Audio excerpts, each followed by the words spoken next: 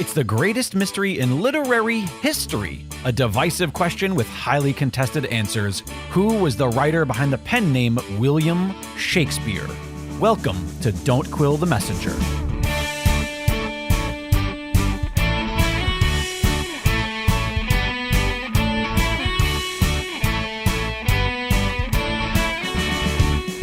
Here's your host, Stephen Sable. Welcome back, fellow Quillers, to another episode of Don't Quill the Messenger. I hope it is fast becoming one of your favorite podcast series. It certainly is one of mine. And today I welcome back to the program one of my favorite guests. You know him, you love him. He's been here before. He's a former professional actor who became a journalist, columnist, television writer, contributor to magazines, and an author of multiple books, some of which are among my favorite Oxfordian literature. He is an award-winning writer, also has a few Emmys under his belt, if I believe that to be correct, if I remember. I'd like to welcome back to the program, Hank Whittemore. Steve, hello. Good to see you, or how you doing, hear Hank? you again. I'm doing great. Yes, it's good to have you back. Thank you. Good to be here. You have been a very busy man. You have been working on multiple projects, and I'd like to talk about a couple of them today. But most importantly, I'd like to talk about your new book that's out called The Living Record. And it's not necessarily, it's a new book, but it's not necessarily new work. Is that correct? Yeah, 2 points about that, Stephen.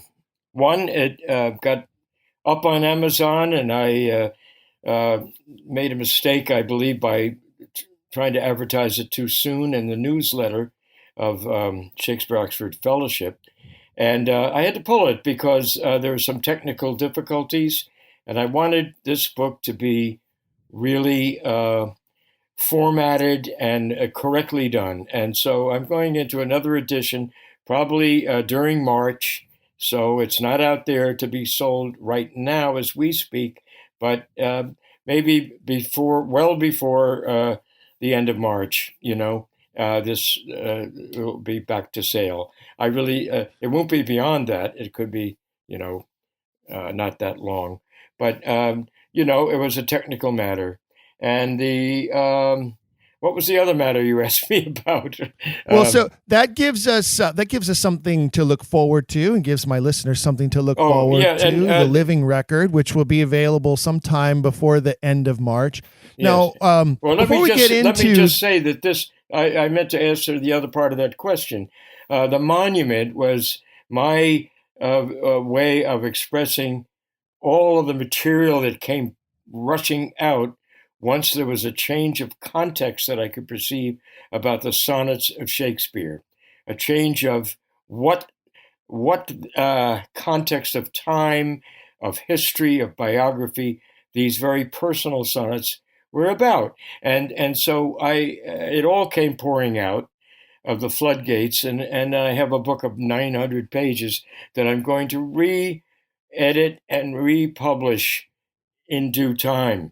But meanwhile, I wanted to get a kind of compact reader's version of this out. And in order to do that, I wanted to create also you might call it a visual sense of what I mean by this tells a story. And the visual sense, and I'll wrap up this part of my answer, the visual sense is akin to my memory of following a certain story of history that I was doing way back in the early days on the microfilm machine. So believe it or not, and there would be the new headline of the story on this day, right? And it would tell me X, Y, Z, and then you'd find the story. And so I have put headlines. I've emphasized the headlines, the short introduction, the sonnet itself, and you see it unfold, not with all of the footnotes and all of the paraphrase and all that. No, it's really a way to take off the trimmings and see it for what it really is, a record, a chronicle history. The living record comes from Sonnet 55. the living record, nor Mars his sword, nor war's quick fire shall burn the living record of your memory. And he's talking about Southampton, the Earl of Southampton, to whom Shakespeare dedicated his first two published works and never dedicated anything to anybody else again. So this is the living record that he was putting down, like a chronicle, like that microfilm.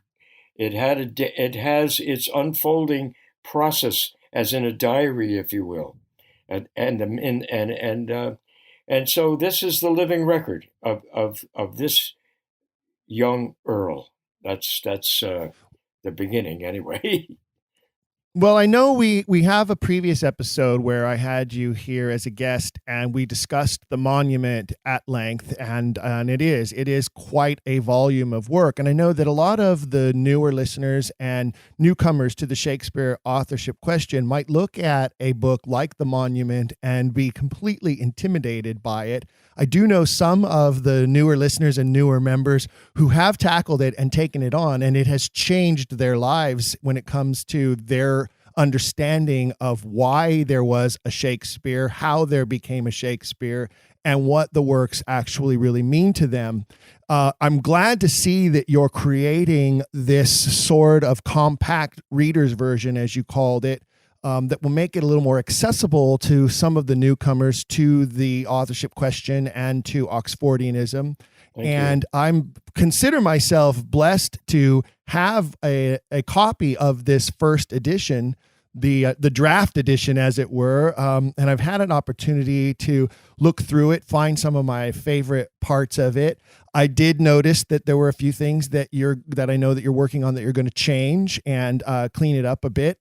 I'd like to talk about that part of it, if we could, for a minute, because it's a tremendous endeavor to self-publish a book. And I haven't ever done it. I've thought about doing it multiple times. I have a few things that I've written that I thought might be good for publishing, but I'd love to pick your brain about this process. Tell me about the difficulties of publishing a book this size. Well, for one thing, just on a technical matter, I open it and realize that all of this is my responsibility. There were no page numbers on the right-hand side. That'll do it for a right start. The table of contents is on the wrong side. And then I look at the overall scope of it. I needed to cut some things, shape it, have a more powerful ending, all of this. Now, I go back to the days of my own reporting and my own investigations of the Shakespeare authorship. And I loved it. I loved to go into the library, and I still do. And you know what I mean? But you don't need to go to the library so much anymore. But you can look up stuff and the work that's being done. You can see the enthusiasm of the Oxfordian community in digging out new information. Now, that's one thing. And then even doing a blog, which I did in the 100 Reasons Why Shakespeare Was the Earl of Oxford. And that book was a compilation of blogs. Now, for each blog post, each of the 100, I had to do that work all over again, rediscover what I thought I already knew, and always I found new things, and that was the joy. And then I would write it up in 1,000 words, give or take, and then Alex McNeil, who's the editor of that, very helped me to clean it up, and all of that just for one reason. Now then we collected it. That made it a little. I still had to find a way to organize it into a book shape. So that was another task, but it's far less pleasurable to me than the investigation, the excitement of doing that itself. I think I'm much more that kind of person. So it's and as an actor that way too. Get into it. You know this, Stephen, and to sit back and shape a piece is very difficult. Then when you get into 470 something pages, which this is half the size of the monument. It's readable and serviceable, but to get that down in the right way is a task. I might say, I was thinking today about talking with you, and I looked at my shelf, and there's this book by Richard Feynman, the scientist, and his title of his book of essays is The Pleasure of Finding Things Out. And yes, the pleasure of finding things out is a marvelous way to live. The pleasure of writing them up and organizing them and presenting it in book form is quite different. It's quite a bulky thing, right? So it's intimidating. There's a real reason why I have not tried it yet, and it's very intimidating. You almost don't know where to begin. Creating is one thing, publishing is a whole nother thing. And so how does that work? Once you have a product that you're ready, what do you have to you upload those files to the self-publishing software? How does that, what's that step? Once you've had the number of people who can be supportive of you and editorial wise, as far as many of the content materials, Alex McNeil again helped me a great deal. And there are many others that get involved. Jim Warren, Bill Boyle, Paul Altraki, my own good wife, who's in public relations and is a very good writer and researcher. We all get involved. And then I take responsibility. And of course, the boat leaves without me taking my full responsibility. I upload the thing. And when it says, okay, we're going to put it on for sale. And all of a sudden, the boat has left the dock. And I'm going, wait a minute, wait, I wanted to do this. And, it's crazy. However, the benefit is that with this kind of self-publishing, if you will, you can do it again. You can get another edition. You can redo the very edition you have. I want a second edition because I'm going to straighten out my subtitle, if you will. I mean, all these things. The subtitle is good, but it's too long, and all this kind of stuff. But in the older days, and I had 10 books published by major publishers, Holt Rinehart and Little Brown and Stein and Day and Viking and so on. And I would receive the cover. I would receive the printed book with no chance to change it. And besides, in those days, they would print 10,000 copies. So they were right. I was going to say that is one of the things. Suddenly you have 10,000 copies of a book that you're going, oh, there's a typo on page 52 or whatever. Right. Right. And I got my first novel was a comic romp about a kid growing up in a white suburb, if you will, and in the 50s and early 60s and experiencing change. They saw it as a dark thing. I got the cover of the book, and it was a dark story. It could have been the night of the gloomy, dark, dead, for all I knew. And I thought, I wanted it red and yellow and everything. I thought it was going to be a comic. So I couldn't change that. And, it did what it did. But today, it's print on demand. So today, you can redo it and re-upload it.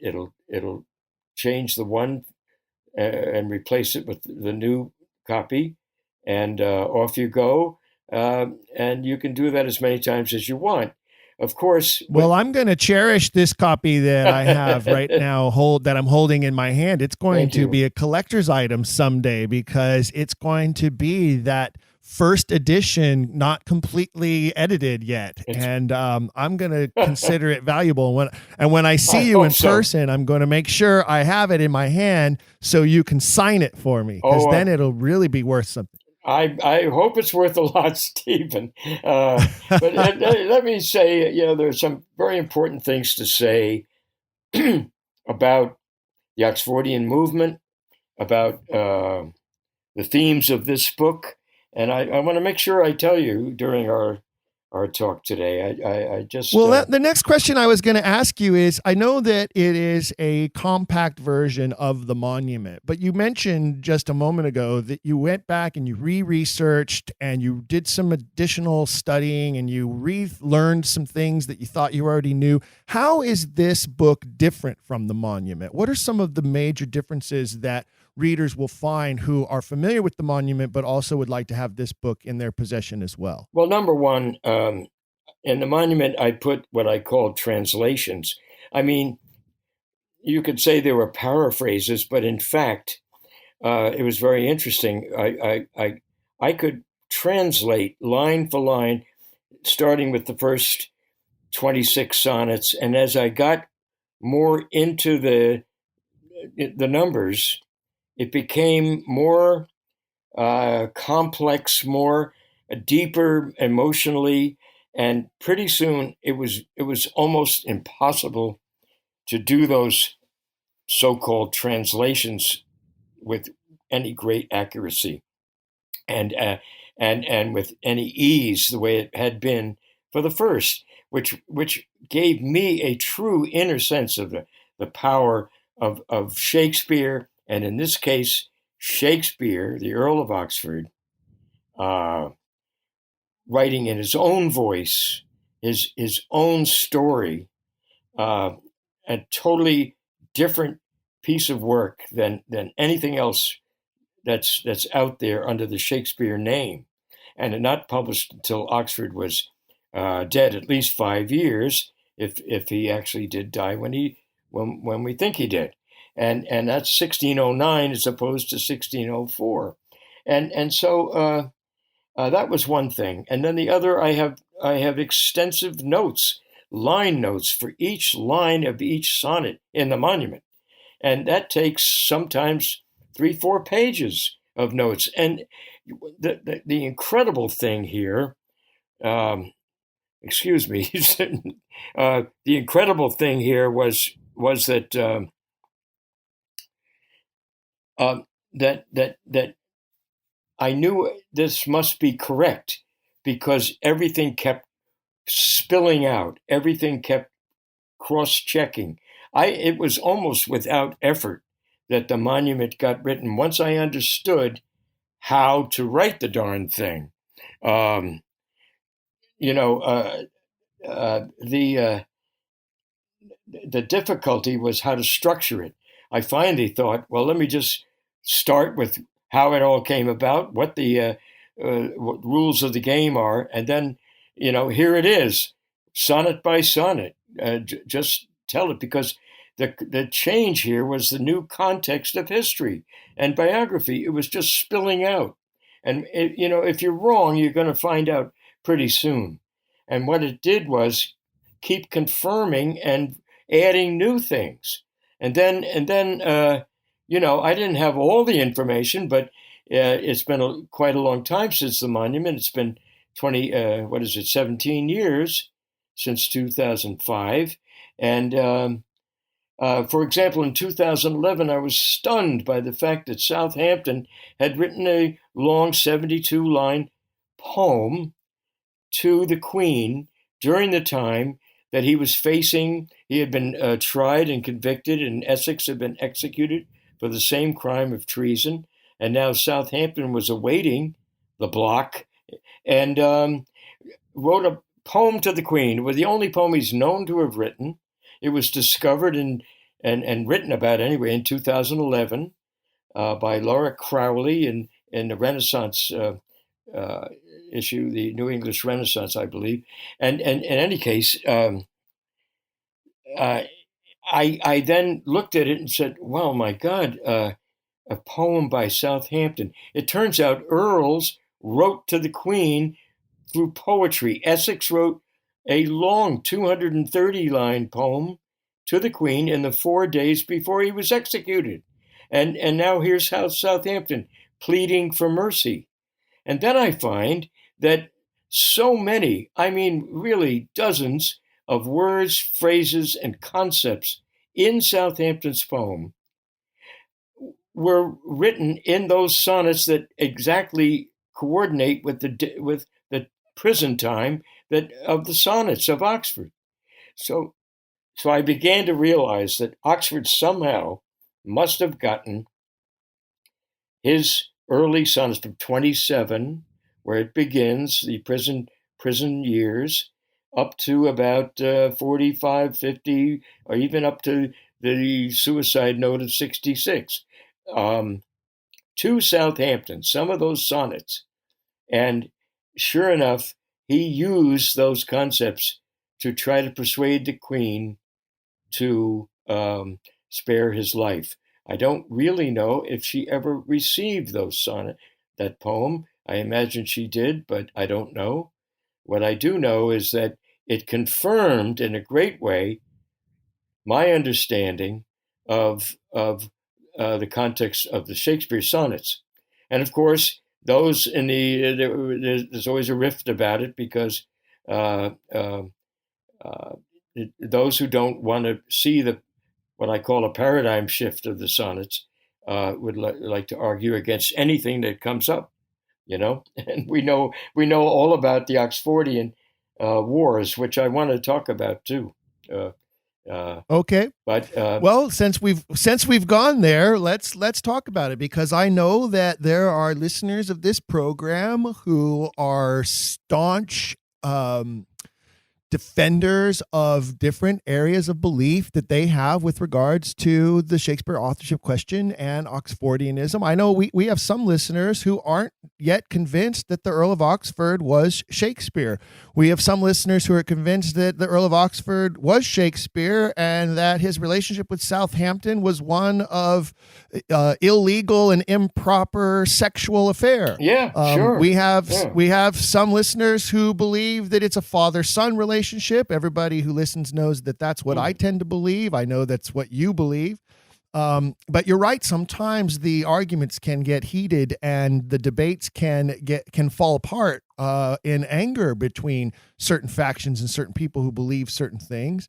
And as Jim Warren pointed out in his most recent book, which is a magnificent history of the first 100 years of Oxfordianism, he very clearly points out that there were at least two major instances in history where the factions got so heated that it almost destroyed the Oxfordian movement. That's right. Well, let me overlay a couple of large billboard points, if you will. One is that this whole idea of the sonnets, from the monument to now, the living record, requires a huge paradigm shift. And I don't mean to use that word, that phrase, in just some kind of flippant way. And I know it's used a lot, but it's equal to the shift from Stratford man to Oxford, if you will. And we'll get back to that in a second. But I want to say, in relation to the paradigm shift needed to see this, that the Stratfordian fantasy, if you will, the Stratfordian mythology of the man from Stratford as the author of Shakespeare is so powerful that it has overwhelmed the truth and overwhelmed even the Oxfordian movement itself. First of all, that's why Loney wasn't immediately accepted once he had this powerful book, Shakespeare identified as the Earl of Oxford. But he was he was committing a total paradigm shift from the commoner to a top-ranking earl, part of the government. If that's not a paradigm shift, I don't know what is. And now I'm saying there's something different here. It's another paradigm shift, that the authorship question that was part of the 19th century that Loney finally answered, it's still not a question answered totally as to why. Loney went everywhere identifying Oxford, but he didn't say what happened. What was the story? Why did he either choose to, or was forced to, or both, to bury his name? And my answer here is that that the author, Oxford, has answered the authorship question in the sonnets. This is the news, folks. He gives us hints all along. He says in Sonnet 72, "My name be buried." We've all seen this, so have Stratfordians. And "I once gone to all the world must die." Well, first of all, how could the Stratford man, how could the Shakespeare we know, was known all over, his name didn't die, his name wasn't buried. Uh, and then Oxfordians have seen this too. But the myth of the Stratford myth is so powerful that, number one, the sonnets are seen as a random collection of love poems. They cannot be seen right away as a great masterwork, as opposed to random collection. It's a carefully designed body of work that is like a play. It's like a narrative poem. It has a beginning, a middle. It has the middle and an end. In the middle, it has 100 exactly, a century, they called it, of sonnets, which is where the basic story is told, the most important one. And that starts with the crime of the Essex Rebellion, the trial, the fact that he was went to trial, was going to be executed, his life was spared. And then what happened? Oxford tells the story of how he saved Southampton's life by burying his identity, by going along and helping in succession to bring the succession of King James, which was the opposite of what he ever wanted in life. It was a tragedy. It's why he writes the so-called rival poets sequence, which the powerful myth again has caused most Oxfordians to go looking all around for the rival poet. Well, that's baloney. It's baloney if you see the shift. The shift is that it's like one sweeping symphony movement of sacrifice to the better spirit, which is Shakespeare, that can publicly have his name out there. My pseudonym, my pen name is the rival, my only rival. And it's a great movement of sacrifice in which he says this, "It struck me dead." And so you have this powerful shift there. And then another shift. Oxfordians themselves have gone looking all over for the so-called dark lady. Is it Vavasor? Is it, Elizabeth Trentham, his own wife? And yet, if you look at those sonnets, he says, "All my honest faith in thee is lost." And he's talking, it has to be the Queen. If you follow Oxford's biography, he was not just in love with the Queen. No, he was a young man who believed in the ideals of chivalry, of royal power, if you will, and the Queen embodied this for him, and she let him down. She ruined his conception of, and this is why you have the dark side of Shakespeare, I believe. You have his crushed thing, and finally, at the end, we know Oxford's motto is "Nothing truer than truth." And he says, to swear against, you made me swear against the truth. So foul a lie. At the end of the Dark Lady sonnets, the 26 following the middle 100, and that's the so-called Dark Lady series.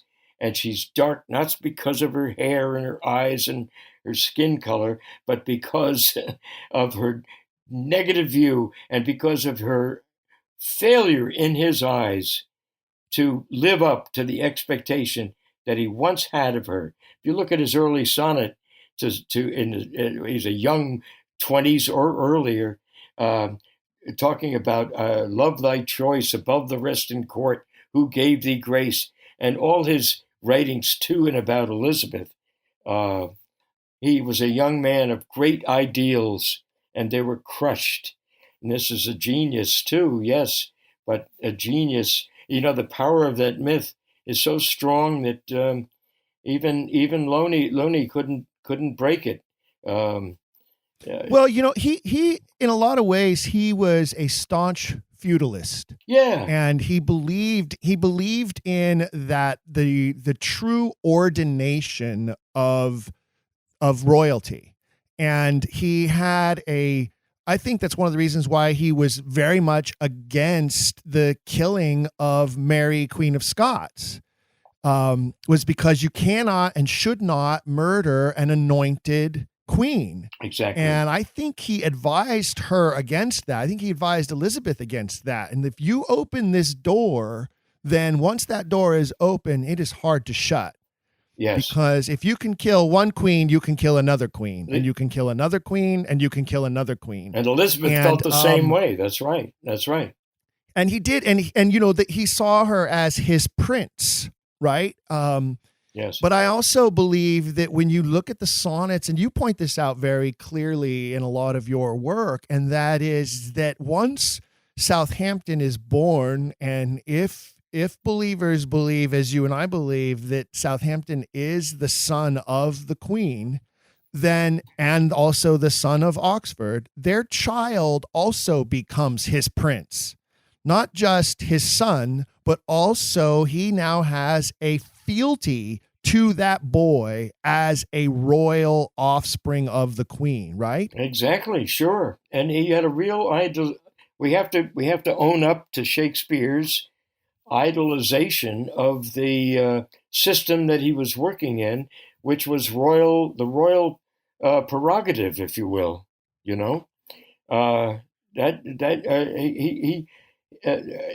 a lot of some people, not a lot, but I have in there about Richard II, and it's really an instruction of how they can persuade the queen to not destroy her own royal prerogative by giving her crown away to someone else. Now that's because they had lost all faith in her, you see, and she refused to name a successor.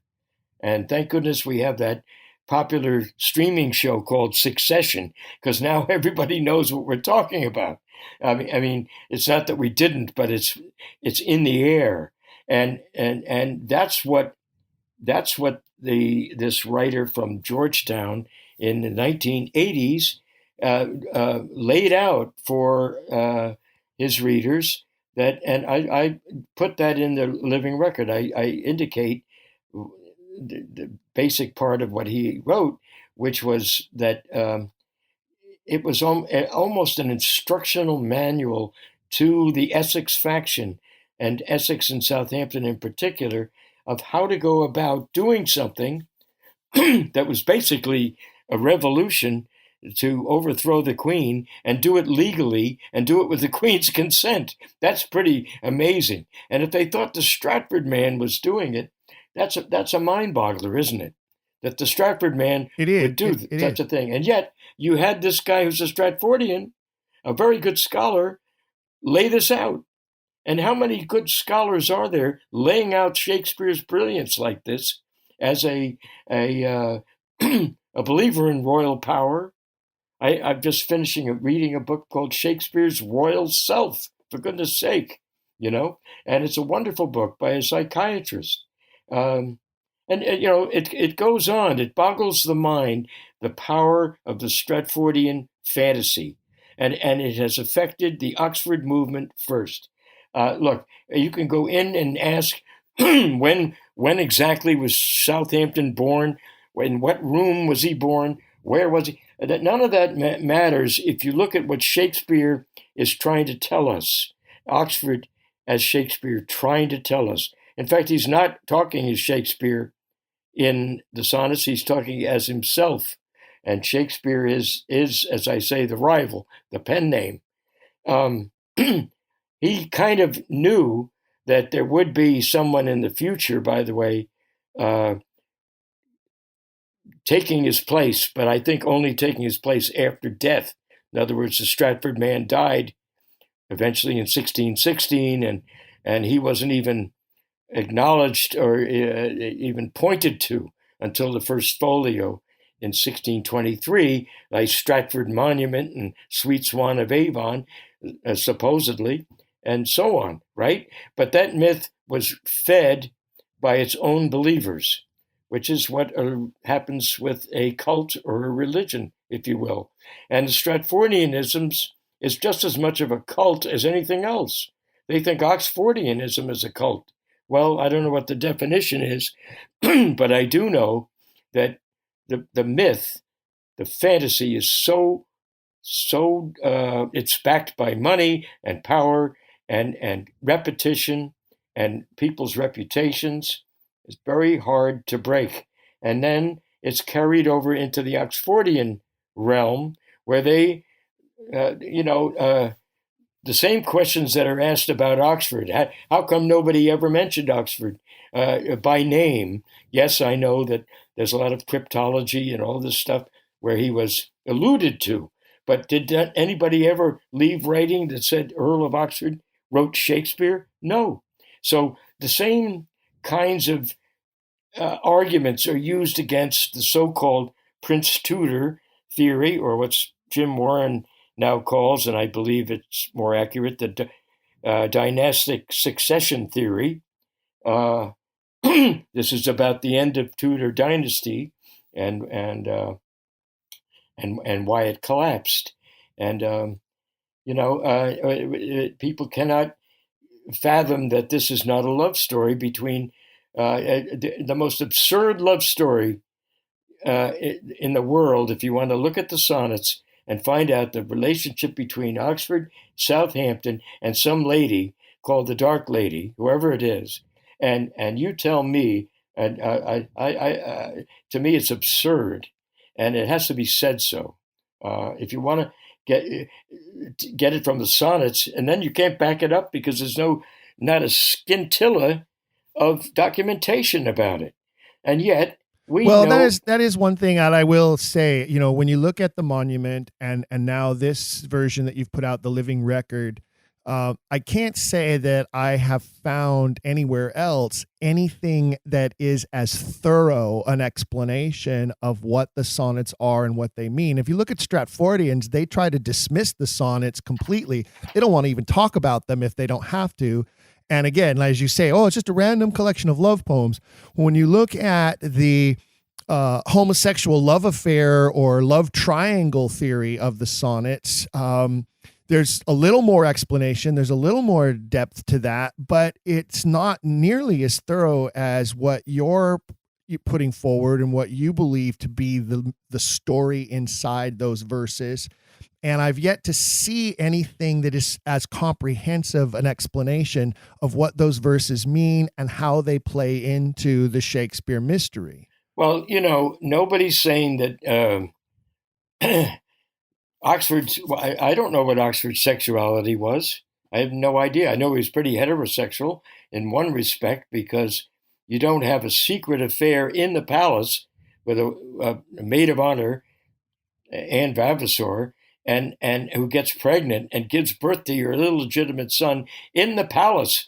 I mean, I imagine it, not really, but down the hall from Elizabeth, So, hey, are you kidding? This is not something that a secret sodomist or homosexual will do. It's not saying that he wasn't bisexual. Maybe, who cares? I mean, we don't go around asking that of everyone.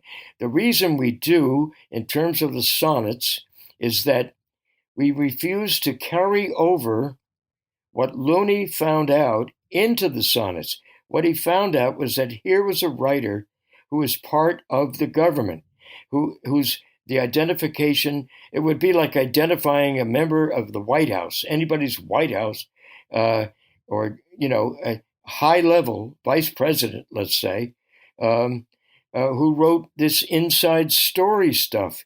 If it was just a sex story, that would be one thing. But we know from Shakespeare that his concerns about royal power and succession and who should be ruling are paramount, at least in the history plays. And we're finding more and more that he was obsessed with Elizabeth in almost every play. She's every. Well, let's compare it to. We could use history for an example and compare it to the Nixon White House, right? Yeah, sure. And the whole Watergate scandal, and you had this informant that was nicknamed Deep Throat. And so what you're saying is, what if Deep Throat were Vice President Spiro Agnew, or someone of that level? Yeah. So what you're saying is that Agnew. Oxford was sort of this somebody. Yeah, it could have been. But Oxford was sort of this Deep Throat type of character in the Elizabethan court. That's right. Yes, that's a good way to analogy. In his case, you imagine him like Hamlet. He's on the sideline. The play's going on. The monarch. It's to catch the conscience of the monarch, if you will. Not just to shame the monarch, but to instruct, entertain, do all those things at once. And he's on the sidelines going, "Yeah, okay." And this is an amazing piece of evidence that for me was the linchpin for Oxford. I mean, I loved Hamlet. I knew that the turning point of the play was the play within the play, that Hamlet writes lines for the actor to catch the conscience of the king. And when I saw Earl of Oxford bringing plays to court with the Earl of Sussex as his, main patron at the time in the 70s and up to Sussex' death in 1583, you had a torrent of plays under other names that would later become known as Shakespearean comedies, rewritten, and most perhaps not published until well after Oxford's death and Shakespeare's death until the Folio. And there's a reason, because those comedies were like the satires, like Saturday Night Live, like Comedy Central, if you will, those that are the most biting type of things and carried a lot of truth. That's the interesting things. Like the fool could be make jokes, but he was speaking truth to power. So Oxford was speaking truth to power through comedy, and of course the histories came out of the need to not only whip up nationalism, patriotism, unity in the face of the great Spanish Armada that was coming, and it took most of the 80s for it to come to in 1588, and he was in the process continuing his quest to create a language and a new English identity through language. There are weapons of the machine kind, of the ships, the cannons, the guns, but language and culture, the arts, are also a great weapon. And there's many who do give credit to those history plays in their early versions carried out by and performed by the Queen's Men and two troops around the country to rouse young men and women, but young men to come and fight on the ships against the Armada. And when that happened, they did all rush from the provinces, including Warwickshire, where Mr. Shakespeare came from. And all of those provinces, by the way, they had different dialects. So there were great new job opportunity opened up, which was translation. People had to sit there and translate the dialects, and in order to give them orders to how to serve in various ships and boats against the Armada. And so you had these plays come out of need at different times. And the great paradigm shift for Loney was to take it from one level to another level of not just an earl as opposed to a commodore, but a writer who was part of the government and not part of just the citizenry. And so, that shift is so powerful that most people couldn't get it. And so for the next, as Jim Warren does point out in his book, you have the death of the author. Who cares about the author? That's the only way that the fantasy could be entertained, is to forget about who the author is.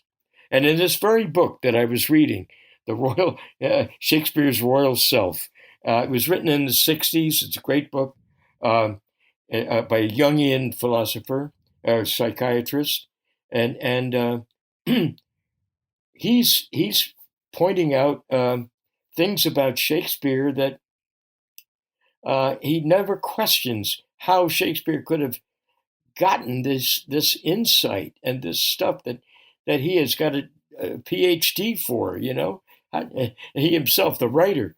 I mean, it's a mind-blowing thing, and the fantasy was right there with the Earl of Oxford before he died, and she was the Virgin Queen, and he knew that was a fantasy. He knew it was that her greatness in many ways, she was Gloriana, but she also was letting the country down. She was not naming a successor. She was allowing people like the Cecils to rule her, or at one point Leicester, and so Oxford's faith in this woman that he had seen at least by the age of 11, visiting Castle Hedingham in all her Gloriana glory at age 28. Can you imagine, after all of that and his very intimate relations with her, close relations for the longest time, high favor, and then heartbroken over the failings. And maybe he was just too idealistic, but that gives... I always say it's the greatest Netflix or HBO or Showtime or any of those networks. Yes. It is the greatest series yet to be made, is the story of his life. That's right. It would you could do 8 seasons easy, at 10 episodes a season, and it would sell like hotcakes. You're a former television writer. How come you haven't written that yet? For the very reason that I started out saying, the pleasure of finding things out. I have never thought that I've known enough. I still don't feel that I know enough. And, other people, you're not the only one who's asked me this. Why not do it? And who cares if it's truth, if it's actually the absolute accuracy or not? Well, I do care. Believe it or not. And historical fiction is the number one sought after genre right now, historical fiction. And you look at some of the shows that are crushing television ratings, and they all are involving some sort of deep connection to history that is then embellished in some way through fictional characters or the writers taking, poetic license. The series Vikings, for instance, which was a huge hit and went on for quite some time, was all based in real life characters and even real life invasions and particular historical moments that they depicted. And then, they take some things out of order and out of context and change the relationships of different people for dramatic effect. Taking that to a further extreme, one of the huge successful shows right now is a show called Outlander. Oh my God. And it's yeah, it's right. Complete fiction, right? All complete fiction, but based in a historical time period. And a lot of the moments and things that are happening around these characters are based in historical fact. That show is crushing it right now. Well, I'm so glad. So there's definitely a market for this. I'm glad and sorry that you brought it up, because my wife has watched it 5 times all the way through, it seems to me. And she had me sit down recently and look, and I must admit, it's wonderful. It's a great show. I mean, if you like that sort of thing, I mean, I got sucked right in. I like a good story, like anybody. And, me too. I admit it. Me too. And when we got to the end of the last season, I said, "Wait a minute, this is it?" She's like, and my wife said, "No, there's another season coming." I said, "Don't ever put me down in front of a series that isn't finished, because I hate having to wait for the next season to come. I'll wait 5 years till it's all done, and then I'll go and watch the whole thing and binge it all the way through and not have to wait for the ending. Good for you. That's what I would like to do too. But and I've seen dozens of scripts for plays and various things about the Earl of Oxford, and I've never felt that good about him. You know what I mean? It's always because I think we haven't gotten it yet.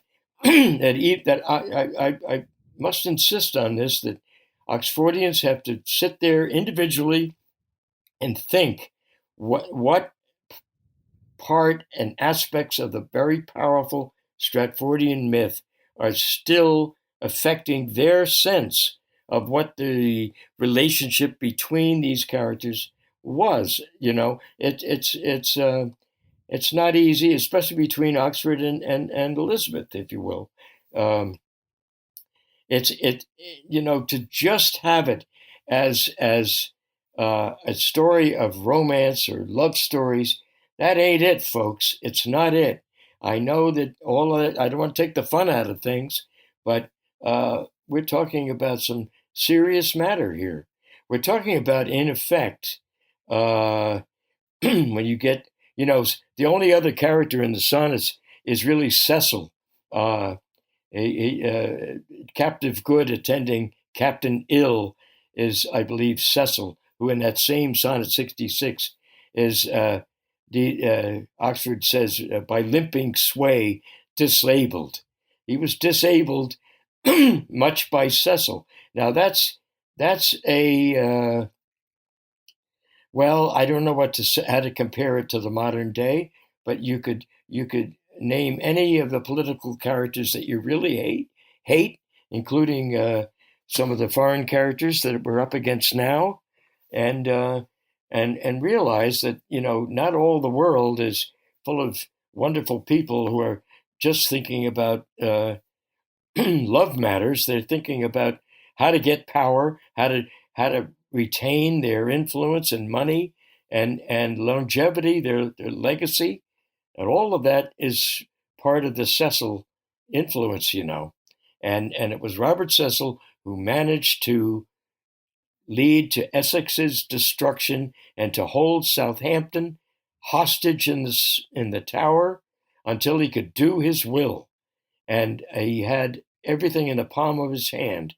And you'll read in the books now, Robert Cecil had all the power. Well, what was that? Is that all you're going to read? That one sentence? How did this one little man, 5'2", who's a hunchback, who's limping sway, what is? How did he have such power? So that needs to be known. I do have some of that in the living record, and it was in the monument, and I've expanded some that I've learned more about. But well, right or wrong, he definitely goes down in history as one of the greatest political strategists in all of history. Sure. He was definitely a political genius, that he was able to obtain that kind of power underneath his father at first, and then to wield it the way that he did and changed history. And, the Stuarts come to power, I say, on the shoulders of that hunchback. That's right. And, it was what Oxford feared. He may have accepted it fully because he did accept the rules of the game. As we've said, he was not a total revolutionary by any means. But what he predicted came true. The whole country slid into a kind of civil war.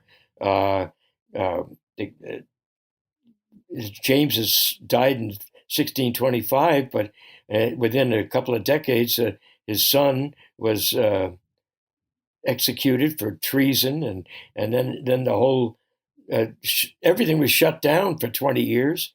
The theaters, the printing of anything but except biblical stuff, and the myth grew up after that with no real institutional memory of anything going on that went on. I mean, it's like a blackout, if you will. and then Mm-hmm. it was the sonnets didn't resurface in the original form until 1709, 1711. It was sort of a mini dark age. Yeah, You know, yeah, that the England goes through this sort of miniature dark age as a result of it all. And you're right. Oxford predicted that in many ways. It was what he feared most was going to happen. And it's true that, what we're talking about here, as you point out, as Jim Warren has pointed out in his most recent book, and others, that we're talking about the Tudor Dynasty here. yeah, And yeah. when we view this mystery, as it were, this Shakespeare authorship question, if we view it through those glasses, if we look at it big picture from that 30,000 foot level, I think it becomes much clearer to those who are really interested in this that we're talking about something much bigger than just who is an author of some plays. And Yes. that's one of the things that I've been saying for a while now, is that we have, as Oxfordians, I believe we've wasted far too much time trying to beat down the doors of academia in the literature and English departments. And where we really need to be focusing our energy and effort is in the history departments. Exactly. And we need to be focusing on historians who have an actual interest in the truth, as opposed to literature majors who are actually more interested in the fiction than they are in any sort of truth. Exactly. In the sonnets, the living record refers to historical record. He was laying an historical record within this what looks like just a random collection of poetry, but it wasn't. It was numbered consecutively and so forth. It was very well crafted in the end, and he predicted the fate of not only the sonnets but of the whole, I think, myth to come up. In Sonnet 17, he says, "Who will believe my verse in time to come, if it were filled with your most high deserts?" Now, in his language, other people who still under the sway of the myth think his most high deserts have to be his great qualities of looks, his qualities of, how he does his sword play and all. He's talking to his royal high deserts, like high and mighty, your highness. He's talking about that. And then later he nails it. He says, and it'll come where your true rights. Now, your true rights to what? It has to be to the throne. Your true rights will be termed a poet's rage and stretched meter of an antique song. In other words, it's going to be these sonnets, these verses that contain your true rights, the story of your true rights and what happened, are going to be looked upon as a poet's rage. In other words, the exaggerated ravings of some Elizabethan old poet. In the future, people look back and go, he's just talking about, oh God, you're so wonderful, and blah blah blah, and you all will be overlooked. Who will believe? Well, later he begins to believe, I think, in his own power, because he says, not marble nor the gilded monuments of princes shall outlive this powerful rhyme. And he tells Southampton, thou in this shalt find thy monument. When tyrants' crests and tombs of brass are spent. Now, tyrants' crests, he's referring to Elizabeth as a tyrant. And some Stratfordians have noted this. And tombs of brass refers to the great brass tomb of her grandfather, Elizabeth's grandfather, Henry VII, who she would be buried next to, at least temporarily, in the Abbey. And so Oxford was writing at a pretty high level there, and to think a love story is talking about tyrants' crests and tombs of brass, and this is your monument. What's going on, right? I mean, to ignore these things, as Stratfordians have, for good reason, Oxfordians have, I believe, and I'm calling upon Oxfordians to let's get over this debate between whether it's songs only or we're talking about power and politics. We've got to make a choice, and I advise everyone to get into the fray and come up with the answer for themselves. I don't know how to say that, And for those who are new listeners and who are new members of the Shakespeare Oxford Fellowship, one of the things that you can do if you want to learn more about this is you can find Hank's book. If you're not ready to dive into the giant monument, the living record will be coming soon. We want to remind you, if you have not joined the Shakespeare Oxford Fellowship, you need to do that. Some of you are on the fence, I know, because there are more of you listening than have become members, because I've seen the numbers. So those of you who are out there and waiting, now is the time to stop waiting. It's time to join the movement, get involved, and become a part of the future. ShakespeareOxfordFellowship.org. ShakespeareOxfordFellowship.org is where you can find membership information. It's right there on the homepage. Just click right on it and choose the membership that works best for you. The newest edition of the Shakespeare Oxford Fellowship quarterly newsletter just hit this week. And so it is available to you by the time this episode drops. It will be out there and available to you. All of you new members, you can go and find it digitally online. Those of you who like the printed version like me have to wait a few days for it to come in the mail. Mine is probably on its way. Thank you, Alex McNeil. And want to remind you that in that issue, there will be an advertisement for this book, The Living Record. As Hank pointed out at the beginning of the episode, he put an advertisement in the quarterly newsletter already. A little bit a cart before the horse, I guess, a little bit there, Hank. But that's okay. People will now know where to find it, when to find it. And as Hank pointed out, it will be available before the end of March through Amazon. In the copy that I'm holding in my hands, the table of contents on the wrong side of the page does point out, though, that the first around 100 pages you talk about, you give an overview of the entire thing. There's a page or two about the monument being the major source of this new book. And then you break it down into the three parts that you're so passionate about explaining. The first 26 sonnets that you call the Fair Youth sonnets, the 100 sonnets in the middle, the century as it is, sonnets 27 through 126. And then the final series, the Dark Lady series, 127 through 152. And then you give an explanation that you believe that sonnets 153 and 154 are sort of a epilogue, prologue of the entire story. I'm also found the sections in the back, where you talk about the fate of Southampton and the sonnets and the history that occurs after Oxford leaves the scene.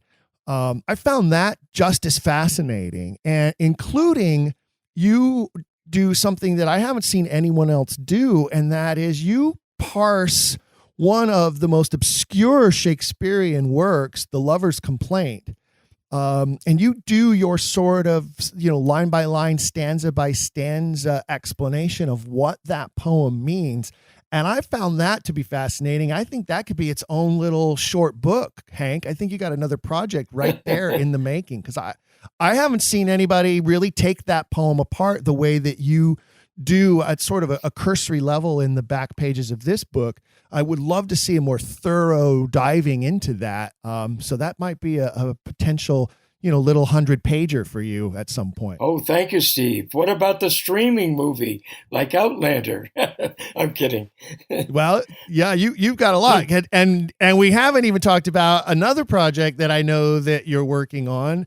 And we touched on in a previous episode, I think season 1, maybe season 2 of the podcast series. And that is your one-man play, your monodrama called Shakespeare's Treason.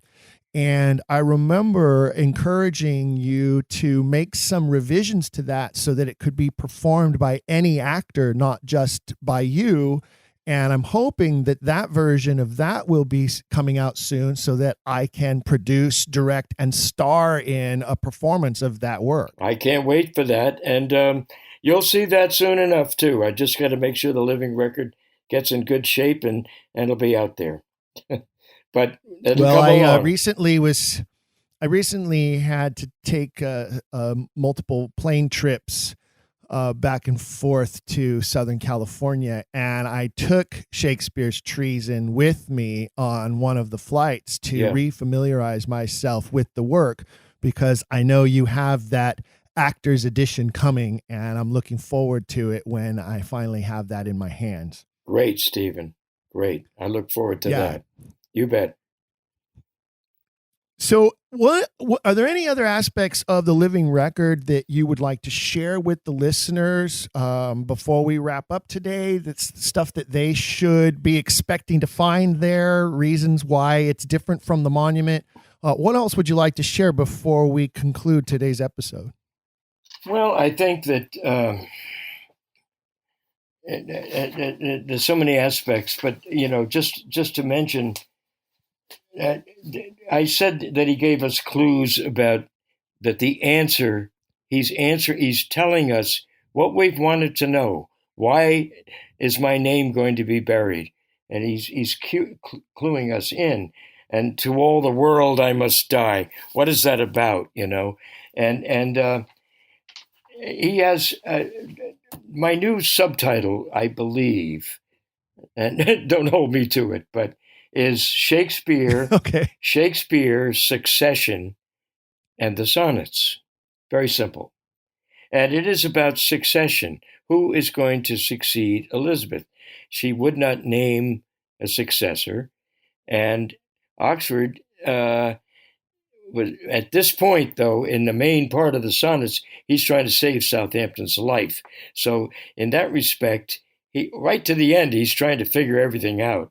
And it is about succession. Finally, the sonnets end with the death of Elizabeth, succession of James, and the burial of Elizabeth, and the end of the dynasty. But you have in Sonnet 2 the phrase beauty by succession. Now, in my view, beauty refers to the queen and her Tudor blood. The whole thing starts from fairest creatures we desire increase, that thereby beauty's rose might never die. The Tudor Rose Dynasty. And it's very clear, at least once you see that. And Sonnet 2, beauty by succession, to use the word. And then at 127, to Elizabeth, or about Elizabeth, beauty's successive heir. Now, if anybody reading successive heir and succession thinks that they belong just metaphors in love poems, they can think that, but it's a tip-off of what the real substance is here. It's succession. It's the political urgency from a writer who cares about his country, who deeply believes, rightly or wrongly, that someone like Southampton, with both a bloodline and that comes from him and comes from the Queen, and as he thought with his own background in terms of the Earls of Oxford, he was a royalist, if you will, and he believed that would be better for the country. And he was right in a certain extent. He didn't know about democracy yet, but he knew when Southampton had in his later life, he had all the qualities that Oxford tried to exhibit and was frustrated about. But Southampton became the soldier. He became the statesman. He still collected books. He patronized writers. He did very much what Oxford himself did. And so Oxford believed that he should still, right to the end, be chosen as successor, that Southampton should become King Henry IX. And to read those lines, beauty by succession and beauty's successive heir, I think is a real glaring tip-off. And like so many things, they can be ignored because of the power of the fantasy that Shakespeare can't be about these things. But I think we have to look at what Oxford wrote in the sonnets. I've tried to lay it out as clearly and almost visually as possible, as I said, with he calls it the chronicle of wasted time. Once Southampton is let out of prison, the last night that he's going to be let out, and the Queen has died, and it's a wasted time because the King has been proclaimed as King James, and now his chronicle, his diary, is the chronicle of wasted time. That is clearly the way he felt. It's over. Then come the last 20 sonnets, where Sonnet 107 is the pivotal. He was thought to be, confined forever in jail, but he in the tower. But he's free now, and then there's this solemn march to the funeral of Elizabeth, when the dynasty, the end of it was official in Sonnet 125, followed by the great six-couplet envoy of Sonnet 126, O thou my lovely boy. And in his Sonnet 125, Looney himself, and Shakespeare identified, picked up the feeling that Oxford had. He hated the ceremony. He hated the whole thing. And that, while grounding it in time as the funeral of Elizabeth, he was saying, this is my homage to you, Southampton, who he thought should be the next king. And he says, and take thou my oblation, poor but free. Now, his oblation is a sacrifice. And the sacrifice, Christ-like, if you will, is that sacrifice, the biggest price of all, not with his life, but with his name, his identity, and the truth. All of this is sacrificed by him. And that's what he's talking about here in the final end of the sonnets. This is a great tragedy, and he is documenting it for history. And we know that the false attribution of the identity of Shakespeare is a tragedy, and it was voluntarily, if you will, by the author himself, and he lays out this story. That, to me, is the most. That's why this has obsessed me, and I would have given it up if I hadn't stumbled upon this great, simple trick, if you will, of change of context. Imagine it's like blinking your eye and seeing something differently, and all of a sudden, it all just laid itself out by saying, Well, and I know that we've talked about this before, and I tend to point this out. I think one of the reasons why the succession theory, and I do think that is a more apt name for it instead of the Prince Tudor theory or the PT1 or PT2, sounds like a bad car, the PT Cruiser. But I like what Jim Warren has coined there, the succession theory. I think that Dynastic is more accurate. Succession, and I think, and I think that it speaks to, and here's where I declare a partial bias here, and I think it's fair to say, and I have found that to be true, is those of us who are parents, especially those of us who are fathers of sons, I think tend to cling to this theory more so than others because we have a connective tissue there. We have an understanding of what a man will do and what a man will give and what a man will sacrifice for his boy. Not that we as parents don't sacrifice for our daughters too, and all parents, including women and mothers, obviously are willing to create, undergo tremendous sacrifices for our children, all of us who are parents. It's just a natural way. Shakespeare calls it the natural touch. And in fact, it's in Macbeth, Lady Macduff describes her husband as missing lacking the natural touch because he Yeah, hasn't yeah. come to protect his family.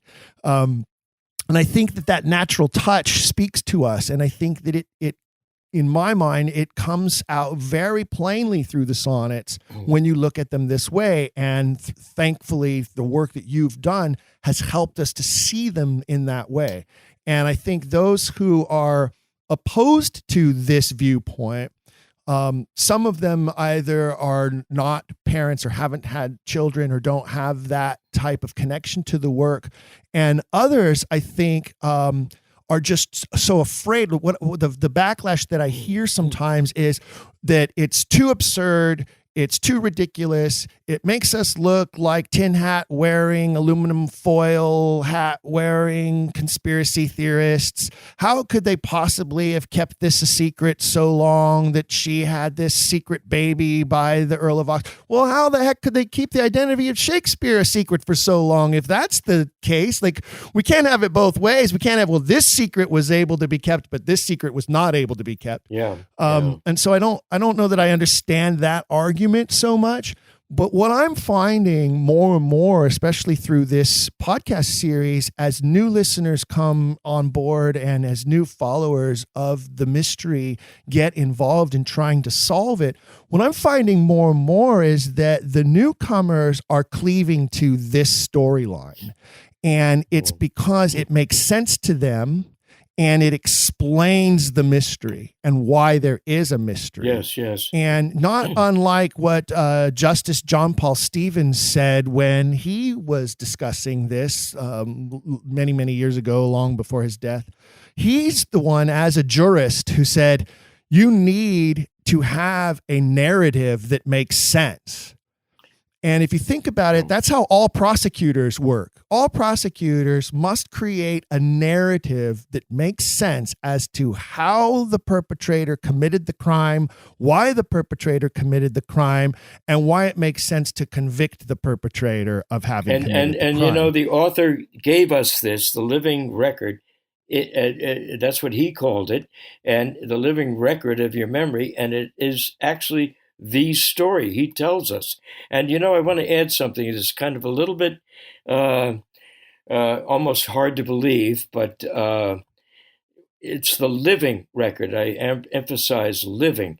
What he was really doing in the sonnets, too, was recreating in his own head, but through words in some magical way, giving rebirth and new life to this son to whom he was devoted. And devoted, I believe, because he believed only because he was the royal son, you know, that I assume that he also was devoted to him on a human level, but on the royal level, this was his concern. And he was recreating it. The first 17 sonnets bring him up to date to age 17. Then they continue to his age of 26 until he's put into prison. And then he starts at that 100 sonnet middle, which includes 80 of the prison sonnets. But all along, he's recreating this life, both numerically and in words. And it's a womb, it's a tomb, it's all these words that are too much for me to go into right now, but it's all in there, and it comes alive. And the living record, in other words, this body of work, a masterwork, Shakespeare's magnum opus, if you will, contains a living human being, a record that's not just flat on the page, but a life, almost the way he created characters in Hamlet and Macbeth and King Lear and so forth. I mean, he's recreating this life as it went, no matter which way it would go. And it wasn't all, it was a great story because the suicide note comes right before he thinks Southampton's going to be executed. And he says, I'd kill myself if it weren't for the fact that I'd leave my love alone. And then the following sonnet, he's saved. And immediately Oxford writes, why should he live? Why should he live with infection? Why should he stay in jail? Why should poor Beauty be enamored of roses of shadow, since his rose is true. Now, what the heck is he talking about if not the Tudor Rose Dynasty and his blood from the Queen? So, what an amazing story that he's telling. And it's a story that unfolds one moment to another, if you will. And when he's finally, his life is saved, the sonnets relax a little bit. And he keeps trying to call upon his muse, come back, I'm weakening. And finally he regains power as the Queen dies and Southampton is released from the Tower. All that had to take place. He wouldn't be released if James hadn't come to the throne. That was the double bind that Oxford was put in. He was forced to help Cecil do the very thing that he didn't want it to have happen. But Southampton was in fact released, and all, as I kind of outlined very quickly, his titles and lands were restored, and he was made a Knight of the Garter, and so forth. It was quite a bargain. Yeah, it was quite the bargain. The bargain. That's right. Oxford had to make a deal with the devil in order to save his son and restore him to his rightful place, even just as an earl, let alone the hope that he might someday be king. And I think, and as we are wont to do, those of us who believe this storyline, we get very passionate about it because we see the passion in it, and especially us dramatic types like you and I.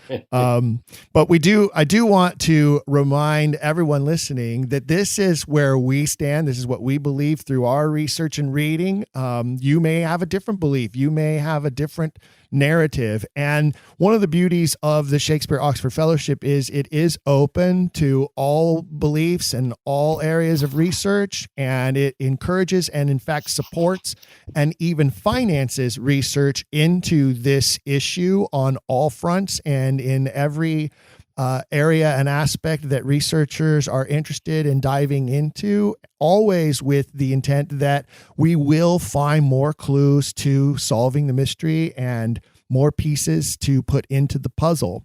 So I do want to remind you that when you join the Shakespeare Oxford Fellowship, you are supporting those activities and that research. You're also supporting this program. We do want to remind you that the views and positions of the host and the guests are purely our own and are not representative of the organization. The organization is our, of course, wonderful title sponsor. And you are welcome to email me with your comments, your complaints, your suggestions. And if you have a different view, if you have a different book, if you have a different line of research, you'd like to come be a guest, please, of course, I'd love to have all viewpoints expressed here on the program. So please write to me at contact@don'tquillthepodcast.com. contact@don'tquillthepodcast.com. I'm behind in answering some of your emails over the last couple of weeks. I promise to get to them very soon and look forward to hearing from more of you as time moves on into future episodes. Hank, thank you so much for joining us again. As usual, an hour plus flies right by with you. And I'm so glad that we can look forward to the living record coming soon to an Amazon account near you. Wait for that, ladies and gentlemen. Look for it by the end of March. And again, if you look in this quarterly newsletter from the Shakespeare Oxford Fellowship, you will see an advertisement for the book in there. It's not quite available yet, but it will be very soon. So keep checking back. Thank you, Stephen. Thank you, Hank. Look forward to talking to you again soon. You bet. You take care. You've got a lot on your plate. Can't wait to see what happens next. Look forward to it. And in the meantime, ladies and gentlemen, while you wait for the next episode to drop, we remind you, keep asking questions. If you've enjoyed today's episode, please leave a rating and review in your podcast player. For even more, visit our website, don'tquillthepodcast.com. There you can find official merchandise in our shop, as well as a link to our Patreon. This show is made possible by people like you. We hope you'll consider showing your support by becoming a monthly patron, where you'll receive bonus material and tons of exclusive perks. You can also join in the conversation on our Discord and by following us at Don't Quill the Pod on all social media. All of this can be found at don'tquillthepodcast.com, don'tquillthepodcast.com.